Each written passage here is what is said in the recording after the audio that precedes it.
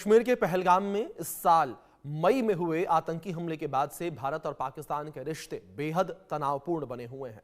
इस बीच आतंकी सरगना हाफिज सईद की राजनीति फिर से सिर उठा रही है और अब इसमें खुद पाकिस्तानी सरकार के मंत्री शामिल नजर आ रहे हैं। पाकिस्तान के प्रधानमंत्री शहबाज शरीफ के करीबी और गृह राज्य मंत्री तलाल चौधरी हाल ही में सईद की प्रतिबंधित संगठन जमात उद दावा के राजनीतिक विंग पाकिस्तान मरकजी मुस्लिम लीग यानी कि PMML के दफ्तर पहुंचे। ये दफ्तर पंजाब के फैसलाबाद में मौजूद है, जो लाहौर से करीब 130 किलोमीटर दूर है, और तलाल चौधरी का PMML हाउस में जाकर वहां के नेताओं से मुलाकात करना पाकिस्तान में राजनीतिक गलियारों में बड़ा संदेश माना जा रहा है। इसे शहबाज सरकार की ओर से हाफिज सईद के संगठन को ऑफिशियल संरक्षण देने जैसा एक कदम बताया जा रहा है। हाफिज सईद वही शख्स है जिसे मुंबई यानी कि 26/11 हमले का मास्टरमाइंड माना जाता है और जो इस समय लाहौर की कोर्ट लखपत जेल में आतंकी फंडिंग के मामलों में सजा काट रहा है। भारत पहले भी कई बार संयुक्त राष्ट्र और FATF जैसे मंचों पर पाकिस्तान को चेतावनी दे चुका है कि आतंकी संगठन के खिलाफ दिखावटी कार्रवाई से काम नहीं चलेगा। ऐसे में किसी मंत्री का सईद के लोगों से मिलना न सिर्फ पाकिस्तान के दोहरे चरित्र को उजागर करता है, बल्कि आतंकी मानसिकता के राजनीतिकरण की पुष्टि को भी ये करता नजर आता है। कूटनीतिक विशेषज्ञों का यह मानना है, ये कहना है कि शहबाज शरीफ सरकार का यह रुख आने वाले महीनों में भारत पाकिस्तान संबंधों को और ठंडा कर सकता है। तो वहीं अंतर्राष्ट्रीय मंचों पर पाकिस्तान की छवि को भी गहरा नुकसान होगा, लेकिन पाकिस्तान कितने भी मंचों पर जाकर इस बात का जिक्र करे कि वो आतंकवाद का दंश झेल रहा है, ये साफ तौर पर एक बहुत बड़ा झूठ पाकिस्तान के तरफ से बोला जाता है। हाफिज सईद की शरण में पाकिस्तानी मंत्री नजर आए, इसको लेकर भी कुछ इंफॉर्मेशन आप तक पहुंचा दें ग्राफिक्स के माध्यम से। आतंकियों के सामने शहबाज के मंत्री ने घुटने टेक दिए। शहबाज के मंत्री ने आतंकी हेडक्वार्टर के चक्कर लगाए हैं और प्रतिबंधित जमात उद दावा की राजनीतिक शाखा के कार्यालय पहुंचा। तलाल चौधरी ने PMML हाउस का दौरा भी किया और लाहौर से लगभग 130 किलोमीटर दूर फैसलाबाद स्थित PMML हाउस का दौरा किया।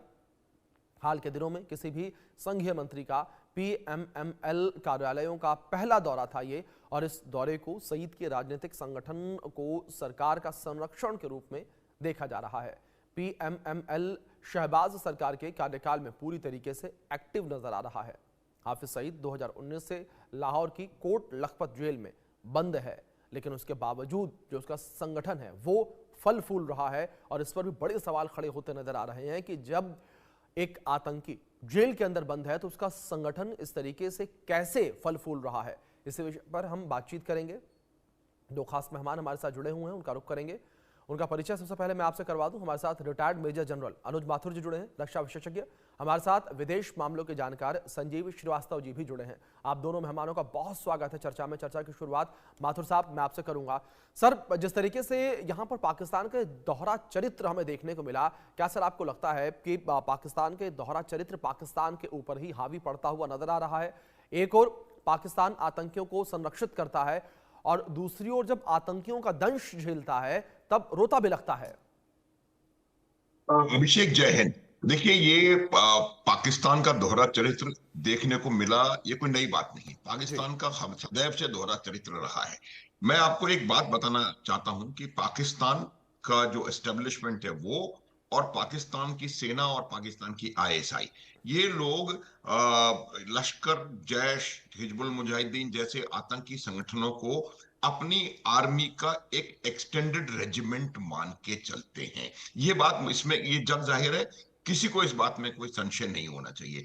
और यही वजह है कि क्या होता है, एक काम करने का इनका आतंकी संगठनों का एक तरीका होता है। जब भी किसी आतंकी संगठन के ऊपर बैन हो जाता है तो वो तुरंत अपना चेहरा बदल करके, लोग वही रहते हैं, नाम बदल लिया जाता है, चेहरा बदल लिया जाता है। तो ये जो शुरू में लश्कर रहा होगा वो बाद में जमात उद दावा बना, उसके बाद JMML बन गया, और ये लोग इस प्रकार की कार्रवाई करने का प्रयास करते हैं जिससे कि लोगों को लगे कि ये एक आम संगठन है। लेकिन आपको मैं याद दिलाना चाहता हूं कि इससे पता पड़ेगा कि जेएमएमएल का क्या क्या क्या चरित्र कैसा है। 2024 के जो इलेक्शंस हुए थे उसमें जेएमएमएल ने हिस्सा लिया था, इलेक्शंस में माइंड यू। और उसमें आप अगर इनके जो कैंडिडेट्स थे उनकी लिस्ट उठा के देख लें तो वो तमाम इनके हाफिज सईद के रिश्तेदार, दोस्त, मित्र, ये वो लोग थे। तो ये बिल्कुल साफ है कि जेएमएमएल जो है कि दिखाई देने में तो कहीं ना कहीं आपको ऐसा लग रहा होगा कि एक राजनीतिक संगठन है और राजनीति की बातचीत हो रही है, लेकिन ये निश्चित रूप से उन्हीं लोगों का बना हुआ संगठन है जो कि आतंकवादी है। अब जो दो चीजें हुई हैं, एक रैली में उनके पंजाब के जो उनके गवर्नर थे, गवर्नर नहीं, जो असेंबली के स्पीकर हैं, उन्होंने हिस्सा लिया और जम करके उन्होंने हाफिज सईद की तारीफ करी थी वहां पे। ये समझना है हाफिज सईद कई सालों से जेल में है, जब आप 2019 से जेल में, 5-6 साल हो गए उसको, और उन्होंने उसकी प्रशंसा करी। और दूसरा ये तलाल जाकर के उनके साथ पॉलिटिकल डिस्कशंस कर रहे हैं। अब इसका बिल्कुल साफ क्लियर इंडिकेशन है कि पाकिस्तान की सरकार की पेटनेज, उनका उनका संरक्षण जो है इस हाफिज सईद को और हाफिज सईद के लोगों को मिला हुआ है। आपका मैं एक और जगह ध्यान ले जाना चाहता जी हूं कि जब बिल्कुल सर। हमला हुआ था पहलगांव में, उसके तुरंत बाद ये सैफुल्लाह खालिद जो टीआरएस का लीडर है, और ये इसने पहले इमीडिएटली क्लेम कर लिया था कि ये मैंने करवाया है, और उसके बाद ये टू बैक ट्रैक क्योंकि हुआ, और फिर ये व्यक्ति पाकिस्तान की एक फ्रंट लाइन आर्मी के कैंप में नजर आया था जहां पर कि इसका स्वागत किया गया था। तो ये मैं बताना चाह रहा हूं कि इस प्रकार के तमाम ऑर्गेनाइजेशंस के साथ पाकिस्तान की सरकार, पाकिस्तान की सेना और पाकिस्तान की आईएसआई पूरी तरह से लिप्त है। उन्होंने ही इनको तैयार किया है। फिर अब इसमें दो चीजें और मुझे लगता है अभिषेक हमको देखने की जरूरत है। इसका टाइमिंग जो है, अब टाइमिंग में और इनके जो पॉइंट्स ऑफ डिस्कशंस थे वो क्या है। इन्होंने शायद जो जो खबरें निकल करके आ रही हैं उनसे लग रहा है कि उन्होंने राजनीतिक स्थिरता की बात करी और जॉइंटनेस की बात करी, और फिर उन्होंने इस बारे में बात करी कि हमारा सबका संबंध आपस में ठीक होना चाहिए। ये इसलिए मैं इसको इसमें जो एक माइक्रोस्कोप से देखने की कोशिश कर रहा हूं वो ये है कि शायद उनको इस बात का खतरा है कि जिस प्रकार से सेना प्रमुख और शहबाज शरीफ के रिश्तों में कहीं ना कहीं तलखी और खटास आ रही है, उसको ये लोग, ये शहबाज शरीफ कहीं ना कहीं लगता है कि इसको उसको इसके लिए कुछ एक सपोर्ट, समर्थन हासिल करने की कोशिश कर रहे हैं, पहली बात। दूसरी बात यह है कि जब से ऑपरेशन सिंदूर हुआ है और उस ऑपरेशन सिंदूर में इन आतंकवादी संगठनों के 9 अड्डे पूरी तरह तबाह बर्बाद कर दिए गए हैं और 100 से ज्यादा आतंकवादियों को भूरों जी के पास पहुंचा दिया गया है। तो बिल्कुल का दबाव, बिल्कुल ये बिल्कुल जो माथुर साहब, आतंक। जिस तरीके से आपने जिक्र किया ये बिल्कुल ठीक कहा आपने कि समय समय पर पाकिस्तान का दोहरा चरित्र सामने आता रहा है, पाकिस्तान भले कितना भी क्यों न रोए। संजीव जी, दूसरी ओर मैं आपका रुख करूंगा। जिस तरीके से पाकिस्तान का दोहरा चरित्र ये निकलकर सामने आया और ये जो तस्वीरें निकलकर सामने आई हैं संजीव जी, इन तस्वीरों को पाकिस्तान कितना भी कोशिश करे लेकिन झुठला नहीं सकता। लेकिन संजीव जी, मैं आपसे ये समझना चाहूंगा कि जो वैश्विक मंच हैं उन मंचों पर क्या पाकिस्तान की फजीहत अब बढ़ने वाली है इन तस्वीरों के बाद? यकीनन पाकिस्तान ऑलरेडी एक एक्सपोज्ड राष्ट्र है। जी दुनिया का सबसे बड़ा जो आतंकी ओसामा बिन लादेन उसी पाकिस्तान की टेरिटरी में पाया गया था। और आज भी यूनाइटेड नेशन सिक्योरिटी काउंसिल के द्वारा डिजिग्नेटेड जितने भी ग्लोबल टेररिस्ट हैं उसमें से आधे से भी ज्यादा अभी भी पाकिस्तान में शरण लिए हुए हैं। ये जो हाफिज सईद है, जाहिर है कि ये भी ग्लोबली डेजिग्नेटेड टेररिस्ट है और इसके ऊपर फाइनेंशियल एक्शन टास्क फोर्स की बहुत ही क्लोज वॉच रहती है। और इसी फाइनेंशियल एक्शन टास्क फोर्स की क्लोज वॉच और उसके दबाव की वजह से पाकिस्तान में अभी वर्तमान समय में ये जेल में बंद है मनी लॉन्ड्रिंग के केसेस पे। और जाहिर है कि ये जो जमातुद दावा, जैसा कि माथुर सर ने बहुत इंसाइटफुली बताया कि ये जो संगठन है वो एक तरीके से कवर करने के लिए, इनके आतंकी कृत्यों को छुपाने के लिए इस्तेमाल किए जाते हैं। साथ ही साथ ये चैरिटी के नाम पर फंडिंग को जो है करने के लिए भी इन संगठनों का ये पूरा दुरुपयोग इस्तेमाल करते हैं। और इसके अब राजनीतिक एम्बिशंस भी हैं, ये इतने चुनाव भी लड़े थे, ये बात बिल्कुल स्पष्ट है। और जाहिर है कि ये जो अनेक तरीके की जो एम्बिशंस के साथ ये संगठन काम करते हैं कि इनको जो पाकिस्तान में जो है अपना अधिक से अधिक दबदबा बनाना है और वहां पर शासन करने की भी मंशा इनके अंदर दिखाई देती है। लेकिन एक बात बिल्कुल स्पष्ट है कि ये जो आतंकी संगठनों की वजह से पाकिस्तान की पूरे अंतर्राष्ट्रीय समुदाय में भारी फजीहत होती रही है और आज भी हो रही है। लेकिन दुर्भाग्य से कहना पड़ता है कि पाकिस्तान के हुक्मरानों में कोई भी ऐसा सेंस नहीं आता दिखाई देता कि उनको आतंकवादी संगठनों पर कार्रवाई करनी चाहिए। ये आतंकी संगठन उनके लिए आत्मघाती है, भस्मासुर है, इस तरीके की जो फीलिंग है वो आती हुई दिखाई नहीं दे रही है। और जिस तरीके का ये तलाल चौधरी नामक जो मंत्री हैं, जिस तरीके से जा करके शरणागत हुए वहां पे और जिस तरीके के ऑफिसेस का दौरा किया, इस आतंकी संगठन के ऑफिसेस का दौरा किया, उससे बहुत स्पष्ट है कि पाकिस्तान की जो सरकार है वो आज भी आतंकवाद को अपने इंस्ट्रूमेंट ऑफ स्टेट पॉलिसी के तौर पर और आतंकियों को स्ट्रेटेजिक असेट के रूप में इस्तेमाल कर रही है। ये जो ऐसा लगता है कि आतंकवाद जो है इन पाकिस्तानी हुक्मरानों के डीएनए में समा गया है और यदि ऐसे ही स्थिति रही तो जाहिर है कि ये पाकिस्तान के विखंडन का कारण बनेगा, क्योंकि ये जो आतंकी है और ये जो भस्मासुर है, ये जो जहरीले सांप है, अब ये बड़े खतरनाक हो चुके हैं। टीटीपी नामक एक ऐसे ही संगठन है जिसको कि पाकिस्तान ने खड़ा किया था।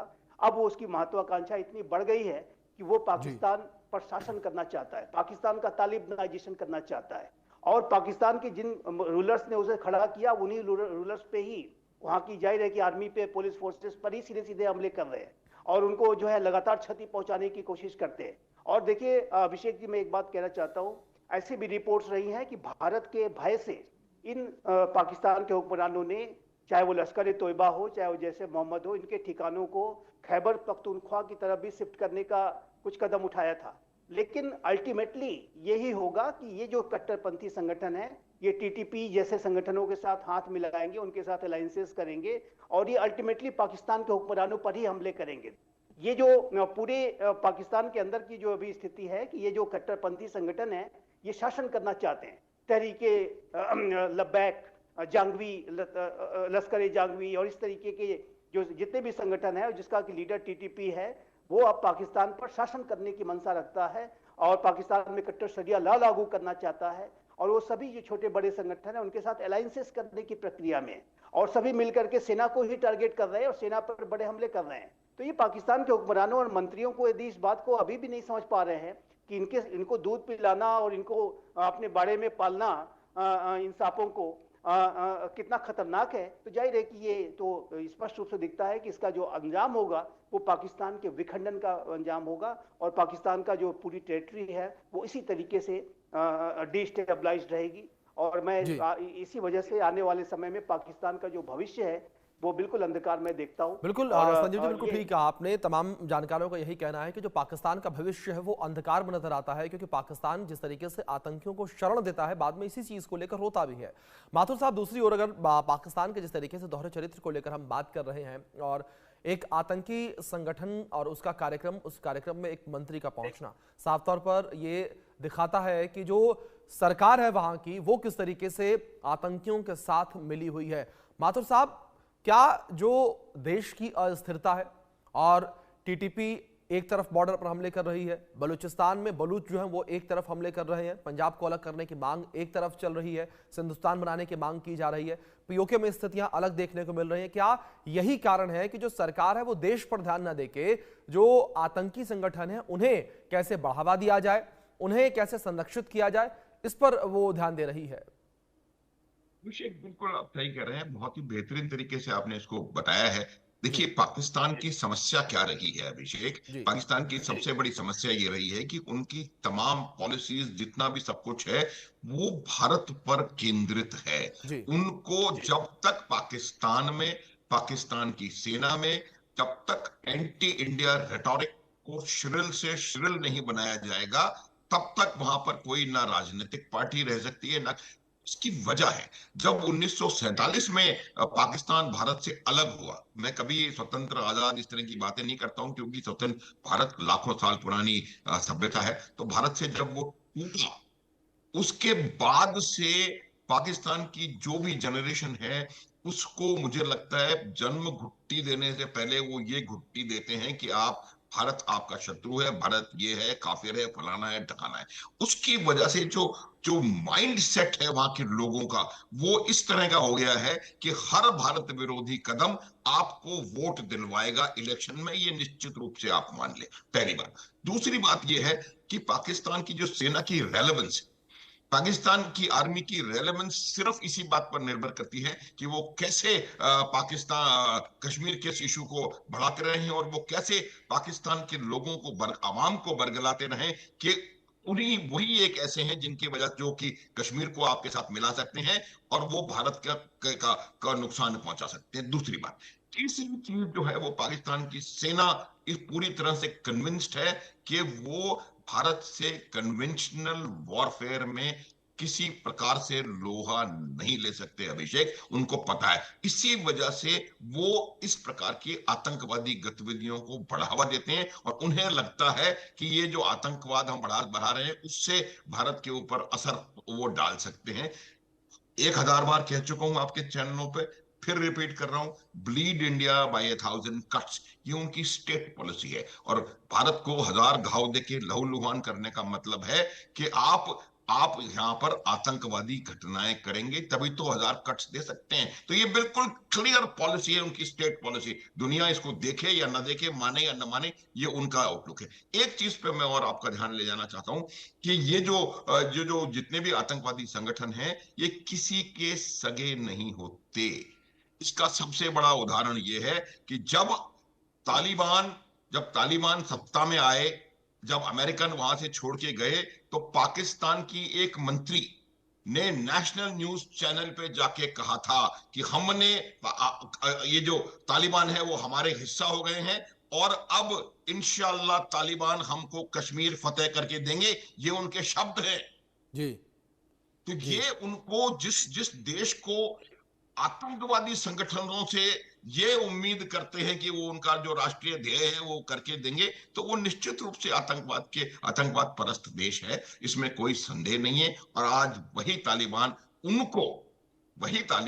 उनको सबक सिखा रहा है डूरंट लाइन के ऊपर, और जी। अच्छा सबक सिखा रहा है। और ये बात बिल्कुल क्लियर है कि भारत से लोहा लेना तो बहुत दूर की बात है। एक ऐसा राष्ट्र जिसके पास ना तो वायुसेना है, ना एयर डिफेंस है, ना कुछ है, ना कुछ है, उससे आप लड़ नहीं पा रहे हैं, तो आप भारत से क्या लड़ाई लड़ेंगे? पाकिस्तान की आर्मी की जो कलई है बिल्कुल वो साफ खुल चुकी है। बिल्कुल लेकिन ठीक ये कहा सर बात बिल्कुल आपने। जो तस्वीरें देखने को मिल रही हैं बॉर्डर एरियाज में पाकिस्तान में, साफ तौर पर बताती हैं कि किस तरीके से पाकिस्तान की सरकार जो है वो अस्थिर है इस वक्त, और पूरा देश अस्थिर है। संजीव जी, एक रिएक्शन मैं आपका भी लूंगा इस बीच।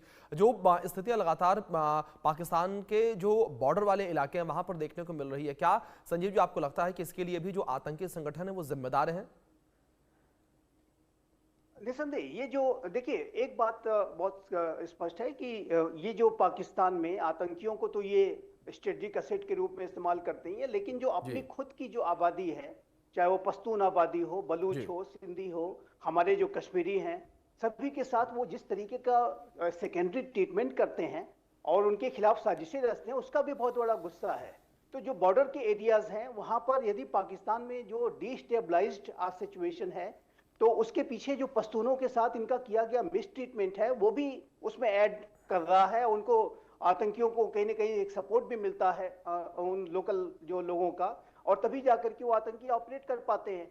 तो ये जो पाकिस्तान के हुक्मरानों ने एक तरफ तो आतंकियों को पालने पोसने का काम किया, उनको आतंक का रास्ता दिखाया, और दूसरी तरफ उनके ऊपर ही, उनके लोगों के ऊपर ही जो है हर तरीके का दमन, हर तरीके की बर्बरता, अत्याचार, और ये जो पंजाबी सुन्नी डोमिनेशन भी पाकिस्तान की बहुत बड़ी समस्या है। ये जो पाकिस्तान के हुक्मरान हैं उनमें ये लगता है कि उनका एकमात्र प्यारा प्रोविंस पंजाब है, सुन्नी एकमात्र प्यारा सेक्ट है, और शेष अन्य जो है वो सेकेंडरी है। तो जो पश्तून जो आबादी है, जो बलूच आबादी है, उनके अंदर इस बात का गहरा सेंस है। हमारे जो कश्मीरी जो पाकिस्तान ऑक्युपाइड टेरिटरी है उसमें भी एक गहरा असंतोष है, और जिसकी वजह से ये जो पूरे एरियाज हैं वो लगातार ऑन द बॉयल रहते हैं, और लगातार वहाँ डिस्टेबलाइज्ड सिचुएशन रहती है। और जब कभी लोग वहाँ पे आवाज उठाते हैं तो उनके ऊपर वो हर तरीके का दमन, शोषण, बर्बरता, अत्याचार करते हैं, डिसअपीयरेंसेस होते हैं। बलूचिस्तान में तो हजारों हजार की संख्या में लोगों को घरों से उठा लिया गया, और वो सारे के सारे लोग डिसअपीयर्ड हैं। जाहिर है कि उनकी हत्याएं कर दी गई हैं, और ये जो सारी स्थितियां हैं और अब तो देखिए तो प्राकृतिक संसाधन जो वहाँ के हैं, चाहे बलूचिस्तान के हों, चाहे वो हमारे पाकिस्तान ऑक्युपाइड कश्मीर और गिलगित बल्तिस्तान को, सभी का जो दोहन शोषण ये जो पंजाबी जो सुन्नी डोमिनेशन वाले हुक्मरान तो कर ही रहे हैं अपने लिए, पंजाब के प्रांत के लिए, साथ ही साथ चाइना को और अब तो अमेरिका को भी दिखा दिखा करके कि ये देखो हमारे पास ये रेयर अर्थ बलूचिस्तान में है। बिल्कुल संजीव जी, जिस तरीके से आपने जिक्र किया, पाकिस्तान की जो अस्थिरता है वो साफ तौर पर नजर आ रही है। राजनीतिक अस्थिरता को लेकर बात करें या फिर हम जो वहां की आवाम है उसके अंदर जो एक गुस्सा है वो भी साफ तौर पर देखने को मिल रहा है। चाहे हम बलूचिस्तान को लेकर बात करें, खैबर पख्तूनख्वा को लेकर बात करें, पंजाब प्रांत को लेकर बात करें या फिर पीओके को लेकर बात करें, और इन सभी का कारण जो आतंकी संगठन है उन्हें पनाह देना और उनके ऊपर ध्यान देना, ना कि अपनी आवाम के ऊपर ध्यान देना। फिलहाल बहुत शुक्रिया।